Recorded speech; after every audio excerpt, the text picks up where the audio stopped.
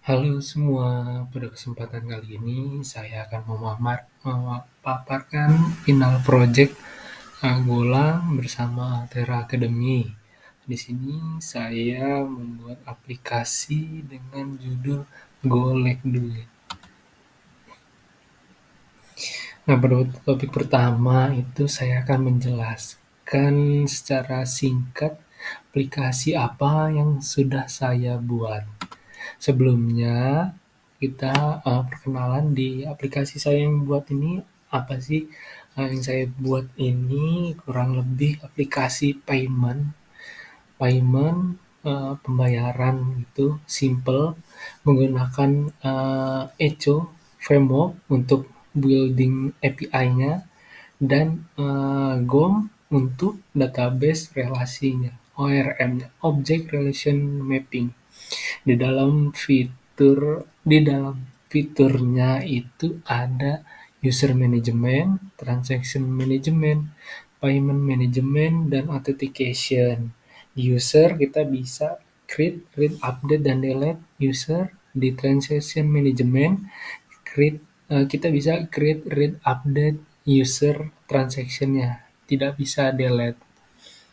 Di payment management kita bisa create dan read payment yang berelasi dengan transaction. Jadi hanya bisa buat dan melihat.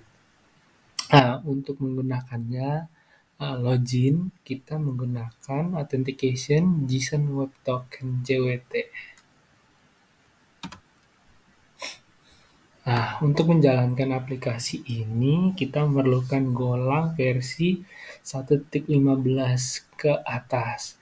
Untuk framework Echo-nya 4.0 ke atas, dan database ORM-nya GOM 1.21 ke atas.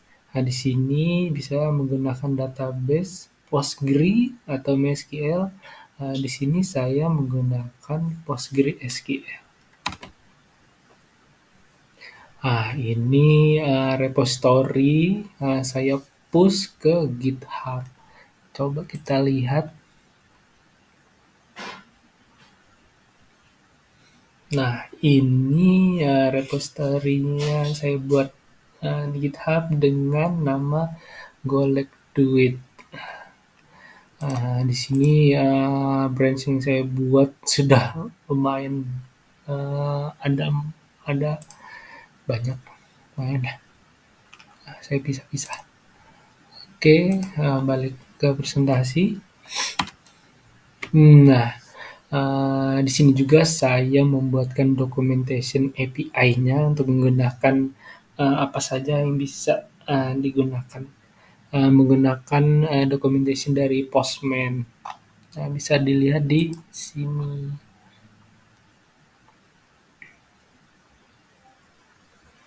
Nah, di sini sudah saya buatkan semua dari get user, get transaction, get payment, dan post login-nya. Kurang lebih seperti ini dokumentasinya. Balik ke presentasi lagi. Oke.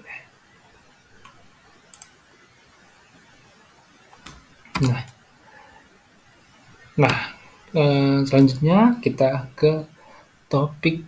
Sebelum masuk topik kita coba dulu deh ya. Kita coba menjalankan aplikasinya seperti apa. Nah, ini aplikasinya menggunakan VS Code. VS Code biasanya yang sering dipakai IDE-nya ya. Di sini Echo menggunakan MVC, model view dan controller. Di sini di config ini config.go, ini konfigurasi environment seperti connection ke database-nya. Nah, untuk load environment-nya saya menggunakan GitHub dari joho.go.environment. Nah, ini nanti jika di sudah di-push, untuk di-deploy, sebaiknya ini eee, di lah. Nah, itu karena saya, kemarin deploy ada error tuh, ternyata di bagian ini. Nanti di Cloud Run-nya kita bisa masukkan sendiri environment variabelnya. Nah, untuk nge-build Docker image-nya ini comment dulu, dimatikan gitu. Itu config.go. Di controllers kita punya 3, user controller, transaction, dan payment. User controller, kita bisa lihat. Jangan controller dulu deh, kita ke models user. Nah, ini biar bisa gambarannya. Nah, di sini saya models ini database table user transaction payment. Jadi user berelasi ke transaction one to many. Jadi satu user punya banyak transaction. Uh, Selanjutnya, transaction berelasi dengan payment. Ini saya buat one to one. Jadi satu transaction itu satu pembayaran. Kurang lebih gambarannya seperti ini. Untuk berelasinya ke transaction menggunakan field ditambah field origin key user ID di table usernya untuk relasi ke transaction. Nama, email, alamat, nomor telepon. Hmm, ini kayaknya jangan di brand development deh, di master. Ini saya ini ada perubahan, ada beberapa perubahan gitu.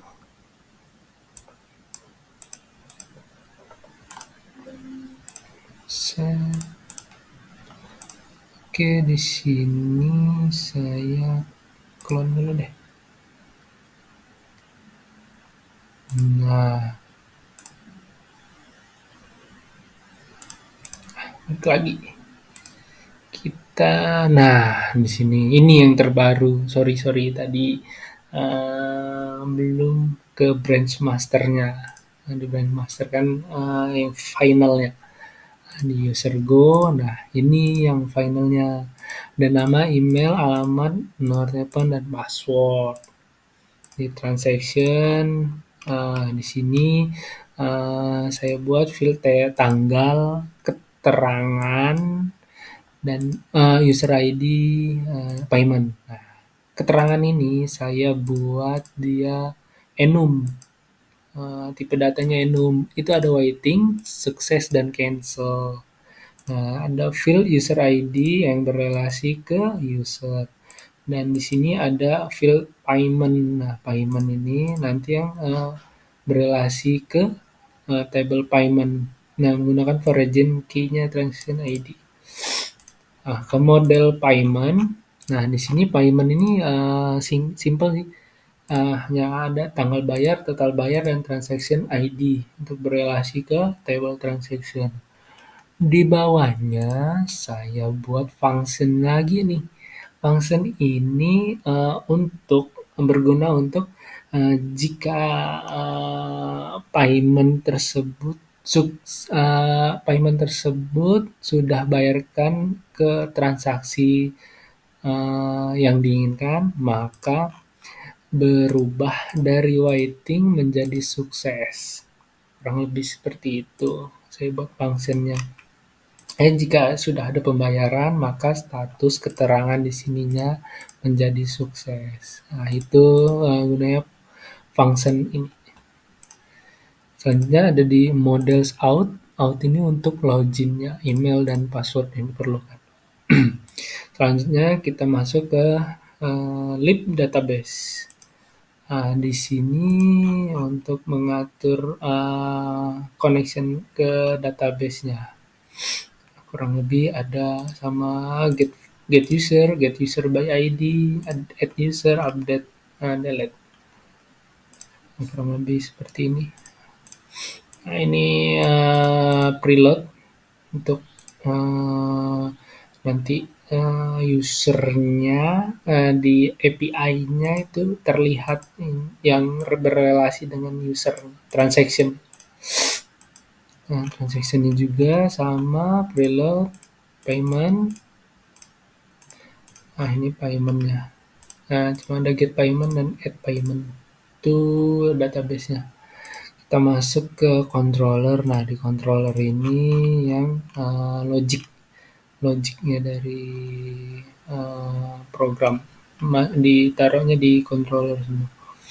Nah, di get user saya buat lagi user response-nya.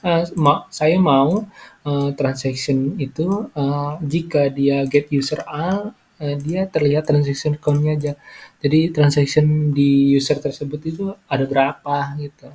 Nah, saya buat seperti ini.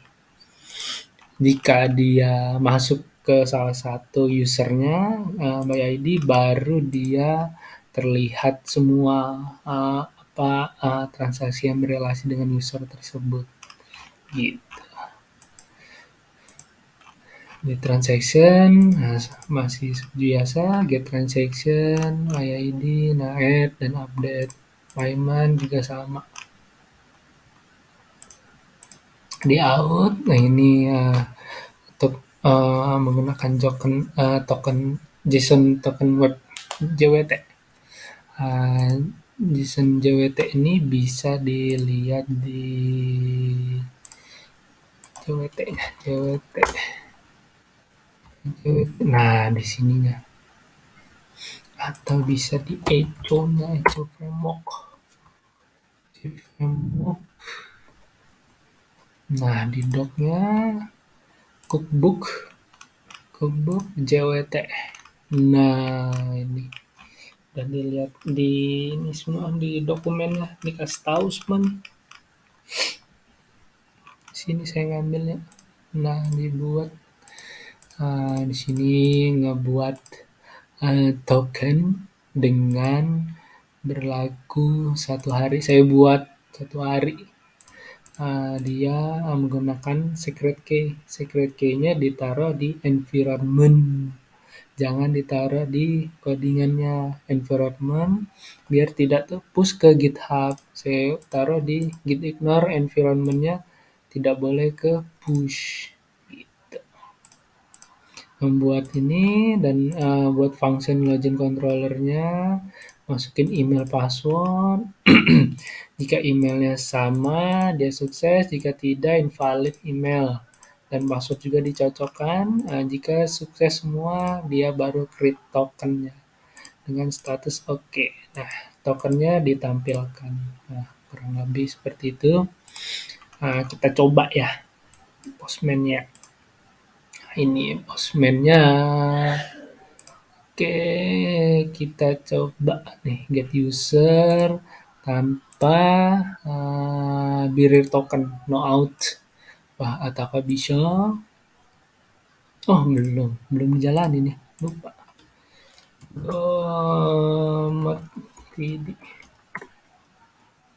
Nah, tadi kan baru ini, takutnya belum install. Geran main.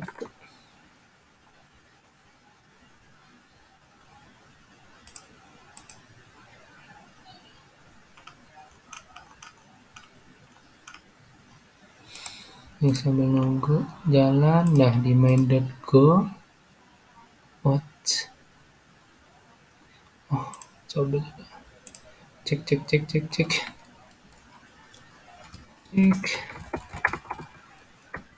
Ini udah jalan belum?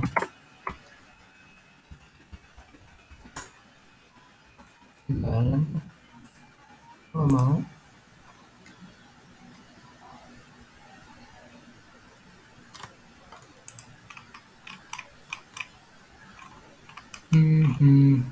Oh,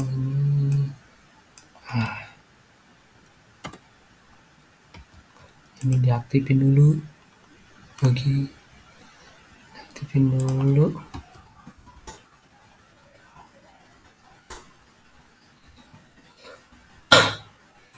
Oke, dijalanin ya.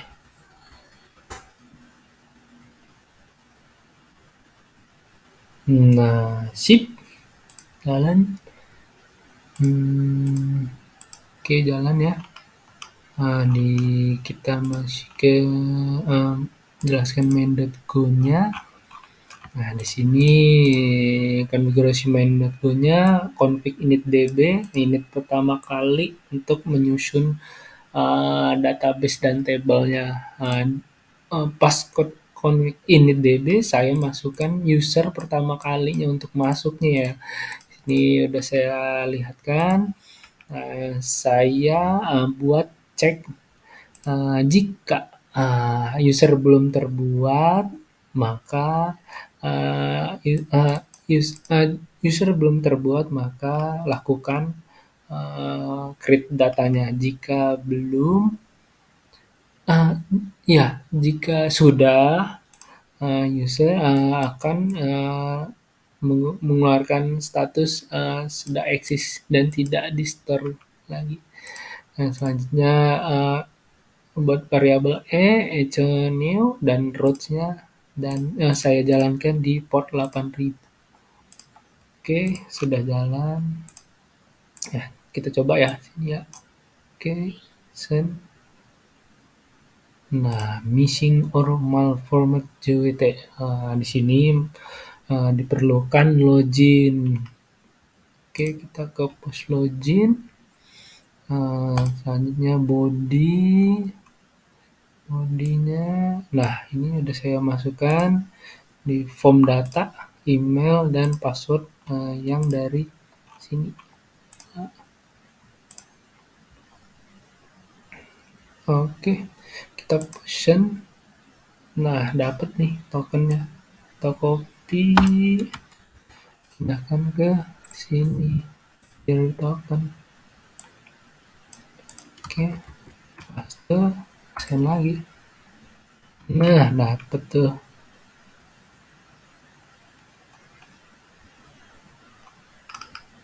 Dapat tuh. Nah, sip. Add user. Nah, coba kita post user ya. Post user baru nih. Apa nih? Logo. Nah, sip. Post, jangan lupa generate tokennya. Send. Sukses ya. Sukses membuat. Nah, coba di get user. Nah, logo udah masuk. Sip, selanjutnya kita buat transaction ke user logo tadi berapa? ID-nya 5. Jangan lupa dari tokennya bodinya 5 buat transaction-nya. Oke, push. Nah, kalau udah buat, nah ini keterangannya masih waiting nih, masih waiting transaksinya. Nah, belum dibayar maksudnya gitu. Nah, kita buat pembayarannya. Ini di ID 3 post payment. Kita buat 3, dan lupa ini biar token. Nah, 3. Sini transaksinya tanggal bayar karena total bayarnya berapa. Oke, kita send. Oke, sukses. Kita cek lagi nih di get transaction. Wah, belum pakai tokennya nih. Nah, mana tadi? Nah, 3 tadi ya. Nah, di payment nomor 5 sukses. Mantap. Ini berubah sukses, bukan waiting lagi. Nah, gitu. Nah, coba kita post ke ID yang sama nih, cuma nilainya kita ini bisa nggak nih one to one kan relasinya kan. Nah, valid ke ADD karena one to one, cuma satu transaksi, satu payment. Nah, kurang lebih itu dia aplikasi yang saya buat. Oke, masuk ke presentasi lagi.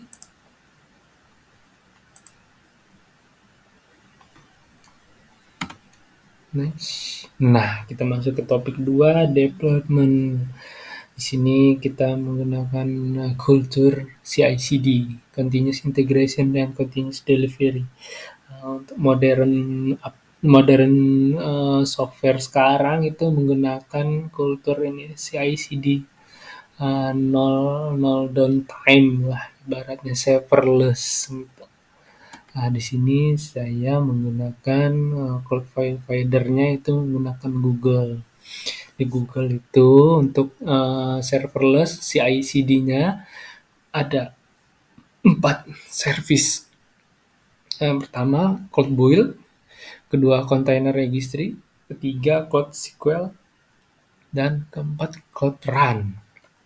Cloud Build ini untuk membuat image container, yang Container Registry untuk men-store image container yang sudah dibuat di Cloud Build. Dan ketiga itu SQL untuk membuat database-nya. Nah, di sini saya menggunakan Postgre versi 14 nanti. Dan untuk menjalankannya menggunakan Cloud Run. Oke. Nah, di sini ada proses cloud masuk ke Cloud Build. Nah, di sini Cloud Build saya buat. Nah, kita masuk aja ya, kita lihat ya. Nah, ini konsol dari Google Cloud. Nah, bisa di searching di sini Cloud Build.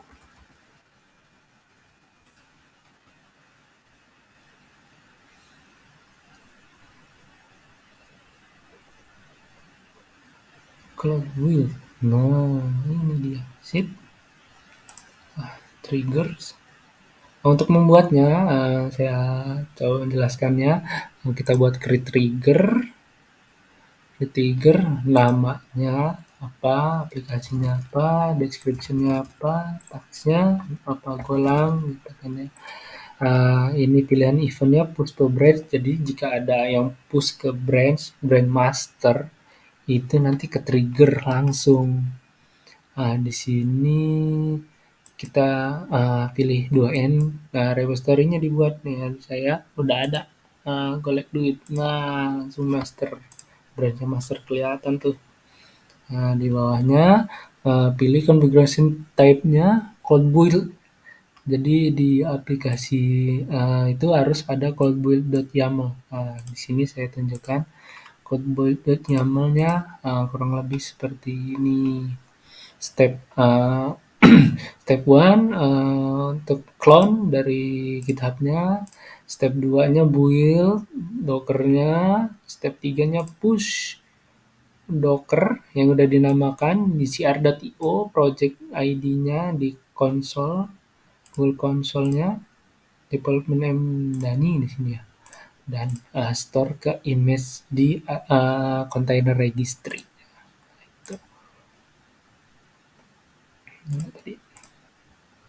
Nah, itu cloud build.yaml. Nah, di sini biarkan saja langsung create. Nah, nanti dia nge-trigger, dia ngebuat kontainer. Kita bisa lihat di history-nya. Nah, di sini saya kemarin buat ini apa? Error-error, masih error-error. Nah, dan akhirnya sukses. Nah, di sini sukses ada dua, berarti ada dua container image. Bisa dilihat di artifak di container registry-nya.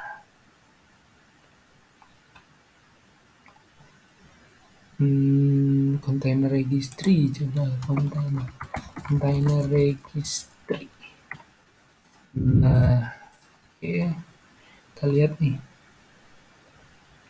Sukses ya, sukses. Namanya sama nih.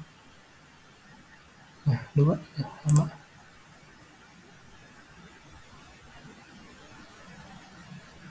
Nah, di sini ada nama golek duit. Sesuai dengan ini tadi, golek duit. Nah, sini ada dua ya. Sama ya. 5F81. Sama. Ya, image-nya sudah ada dua, lattice. Nah, jika sudah terbuat image kontainernya, oh iya, yang saya lewatkan Docker filenya gimana tuh? Nih Docker filenya kurang lebih seperti ini. Simple kalau untuk golang Docker filenya untuk create image kontainernya.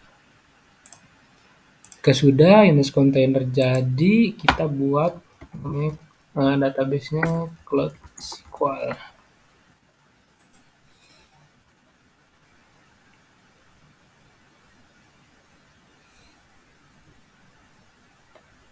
Nah, di sini saya sudah ada nih DB-nya, DB Golek Duit. Nah, ini kurang lebih tampilannya.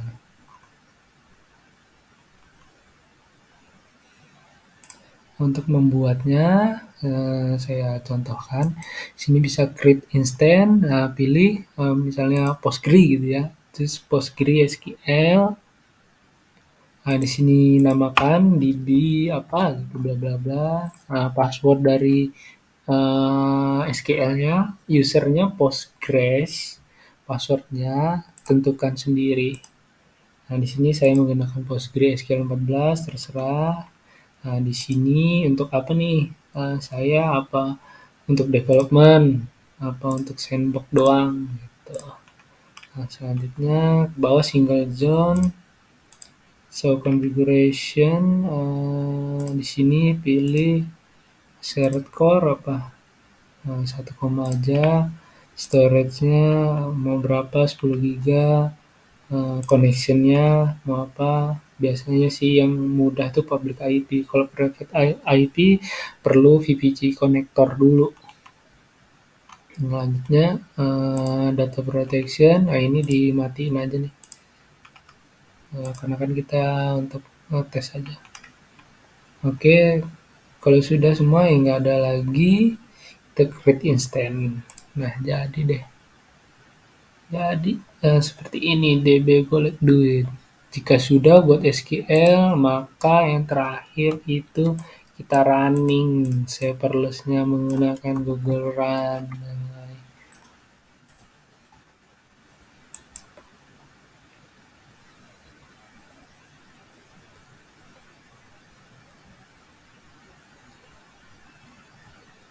Nah, di sini code run-nya saya sudah menjalankan satu service yang saya namakan Golek Duit. Nah, kurang lebih tampilannya seperti ini code run-nya. Nah, sini. Nah, jika untuk tes ini bisa di URL ini, tinggal di copy, taruh di Postman. Ini saya close dulu semuanya ya. Save dan save dan save dan save dan save. Oke, post login dulu. Kita rubah ininya login ya. Nah, dapet nih tokennya. Sama sih tadi, copy tokennya. Jangan lupa ini di copy, kita get user aja ya, salah satu contoh aja nih. Get user, biar tokennya pakai ini. Shit, belum ke copy nih dong. Copy, skin, kasih send, send lagi. Oke, token, body, no. Sip, bisa masuk ya, bisa get user nih. Nah, itu di URL ini kita sudah mendeploy aplikasinya menggunakan Google Cloud Provider, Cloud Run, Cloud Build, apa, Container Registry, dan Cloud SQL. Nah, di Cloud Run ini saya contohin dikit ya. Kalau membuatnya itu bisa create service. Nah, ini pilih Oke, di sini kontainer image-nya kita pilih di kontainer registry yang sudah saya tadi bilang. Jadi di Cloud Run ini hanya mau memilih image kontainer itu dari kontainer registry-nya. Kan ada tuh image image kontainer itu ada selain di Google Cloud kan di Docker Hub tuh. Nah, kalau di Cloud Run ini hanya menggunakan kontainer registry dari Google Cloud itu sendiri. Nah, di sini kita bisa pilih misalnya di sini ada image container, ada dua revisionnya, pilih yang latest. Nah, di sini namanya terserah yang dibuat, asal jangan sama. Production coba kita ya, untuk scalingnya 1, kita set maksimumnya 1 dulu. Ingress controlnya Alt dari semua dari internet. Authentication-nya allow authentication invocation. Ini diturunkan di bagian kontainer, kita rubah ini menyesuaikan dengan aplikasi. Di sini kita jalankan aplikasi dengan port 8000. Ke bawah kapasitinya 128, CPU-nya 1, execution-nya biarin. Di sini ada namanya environment variables. Environment variables ini dari mana? Dari di lokal kan kita sudah buat environment-nya. Kita masukkan saja tuh. Add variables db username Postgres. Username ini dari mana nih? Dari sini di Cloud SQL di user. Nah, dari sini Postgres. Dimasukkan. Oke, selanjutnya db password. Nah, ini yang dibuat tadi di SQL-nya. Create instance.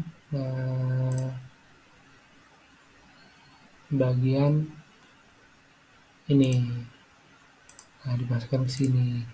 Selanjutnya add variables db port flow Postgre 5432, column SQL 3306 ya kalau nggak salah. Selanjutnya add variable db hostnya db host. Db host ini dari cloud SQL / ambil dari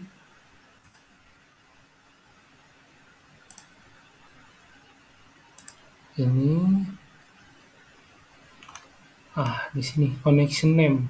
Di copy di sini.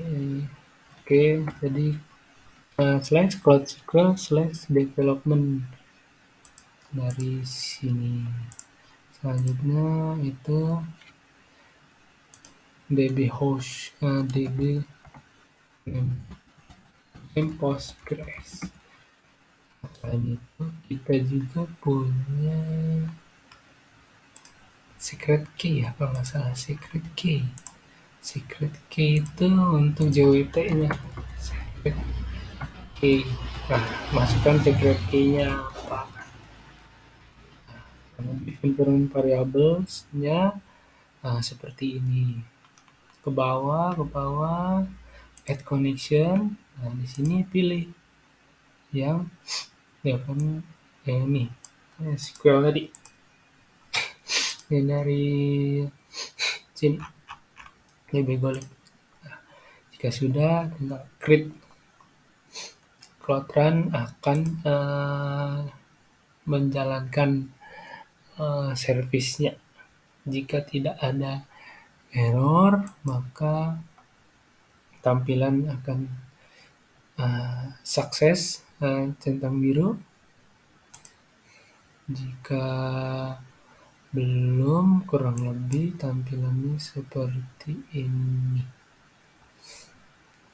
Nah, ini yang error-error. Nah, eee, salah satu yang harus diingat jika sudah ke deploy ke Google Cloud, ke cloud, sebelum build, cold build, cloud build, image container ini di config, ininya dimatikan.